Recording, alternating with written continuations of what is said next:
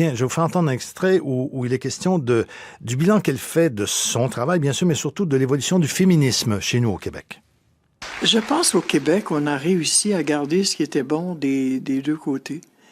Je pense que c'est au Québec que le succès des féministes est le plus grand.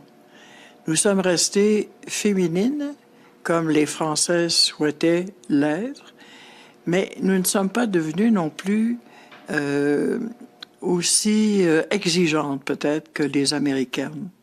On est arrivé à une sorte de balance entre les deux qui, pour moi, reste un exemple mondial de ce que devrait être le féminisme.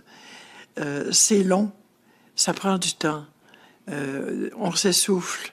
De temps en temps, on se désespère parce qu'on dit on va pas assez vite, on pourrait aller beaucoup plus vite.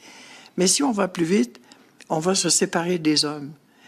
Et ce n'est pas l'objectif que les femmes du Québec ont poursuivi. On a essayé, au contraire, de se rapprocher des hommes, de leur faire comprendre la situation dans laquelle nous vivions, qui devenait de plus en plus intolérable, de leur faire réaliser qu'ils en avaient une part de responsabilité et de leur demander même de nous aider à nous sortir de cette soumission qui était la nôtre. Ça, c'est un bel exemple de ce qu'est le féminisme québécois. Moi, je dis qu'une des réussites des femmes au Québec, c'est d'avoir donné des pères à nos enfants, parce que les pères étaient absents complètement. Ça, c'est une réussite. Il nous reste à avoir des compagnons pour nous. Plus difficiles, plus longs. Intéressant, hein?